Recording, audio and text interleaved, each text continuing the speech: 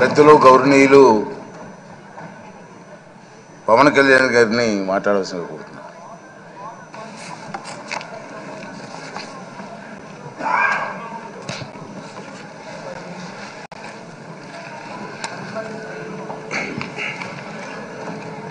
పదహారవ శాసనసభకి ఏకగ్రీవంగా ఎన్నికైన సభాపతి శ్రీ చింతకాయల అయ్యన్న పాత్రుడు గారికి హృదయపూర్వక నమస్కారాలు, మీకు శుభాకాంక్షలు.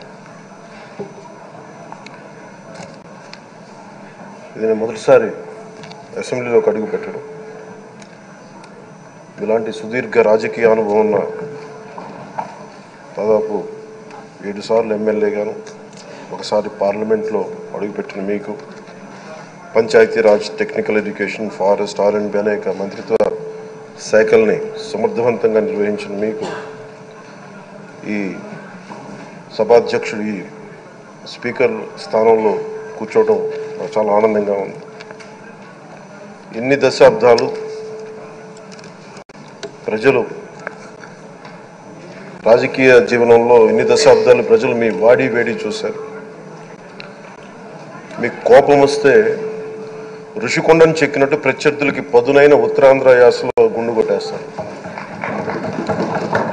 ఒకటే బాధేస్తాం సార్, ఇకపైన మీకు తిట్టే అవకాశం లేకపోవడం.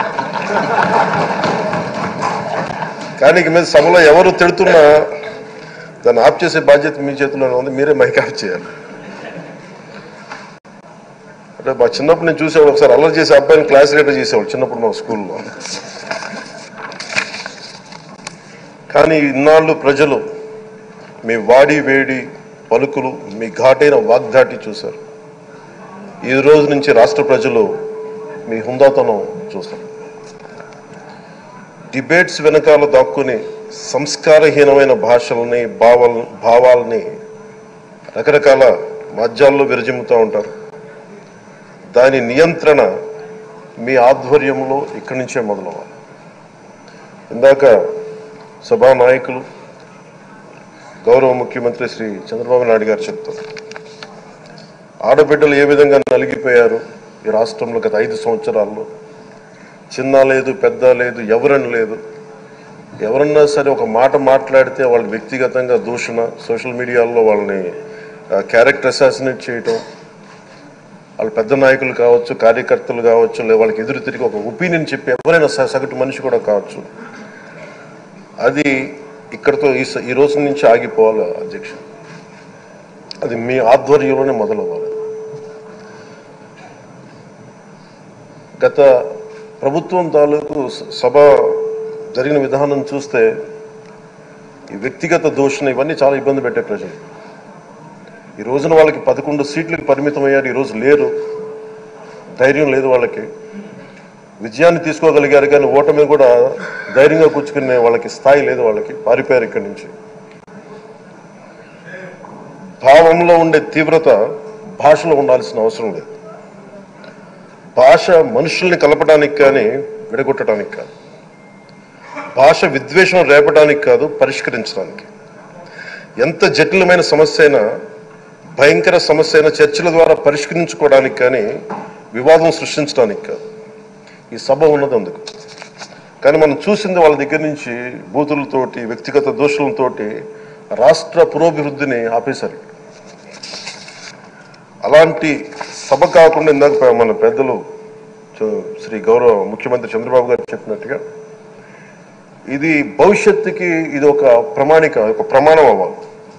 2047 వరకు ఇంత అద్భుతమైన స్థానంలో మనకి ఆంధ్రప్రదేశ్ తెలుగు జాతి ఉన్నత స్థాయికి వెళ్ళాలంటే ఈరోజు మనం వేసే ప్రతి అడుగు అది భవిష్యత్ తరాలకు ఒక నిర్దేశక, ఒక టచ్ స్టోన్గా ఉండిపోవాలి, గిట్ రాయిగా ఉండిపోవాలి.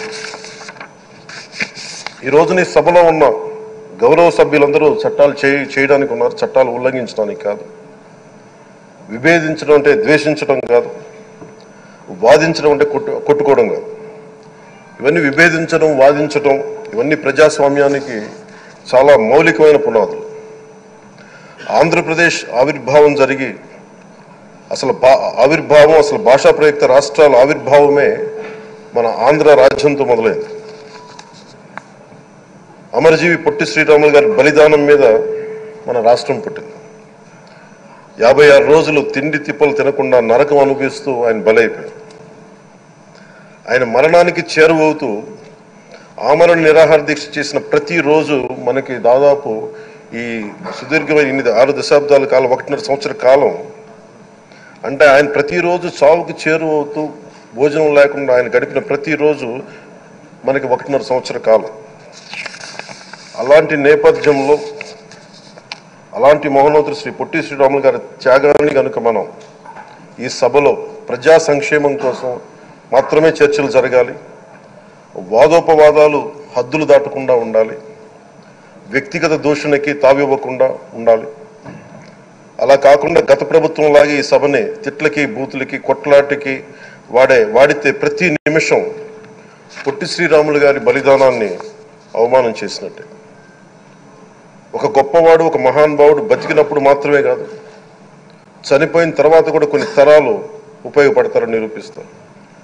అలాంటి కోవకు చెందిన మహానుభావులు ఆంధ్ర రాష్ట్ర సృష్టికర్త, భాషా ప్రయుక్త రాష్ట్రాలకు శ్రీకారం చుట్టిన ద్రష్ట, అమరజీవి శ్రీ పొట్టి శ్రీరాములు గారి స్మృతిలో ఒక విలువలతో కూడిన ఒక సత్సాంప్రదాయాన్ని తెరలేపుతూ మీ ఆధ్వర్యంలో ఈ సభ జరగాలని, ఈ 5 ఏళ్ల ప్రజా ప్రస్థానంలో ఈ విలువైన 5 ఏళ్లు రాబోయే తరానికి గొప్ప భవిష్యత్తునిచ్చేలా, అన్నం పెట్టే రైతుకి, కౌలు చేసుకునే రైతుకి, రైతు కూలీకి అండగా ఉండేలా, మహిళలకి భద్రతతో పాటు ఉన్నత స్థాయికి ఎదిగేలా, ప్రభుత్వ ఉద్యోగులకి భద్రత కల్పించేలా, పశువు పక్షి ప్రకృతి సర్వజనులందరికీ కూడా మతాలకి ప్రాంతాలకి అతీతంగా సుభిక్షంగా అభివృద్ధి పదంలో ఆంధ్రప్రదేశ్, ఆంధ్ర రాజ్యం అద్భుతమైన ప్రగతి సాధించేలా ఈ చర్చలు సాగాలని కోరుకుంటూ, సభాపతి అయ్యన్న పాత్రుడి గారికి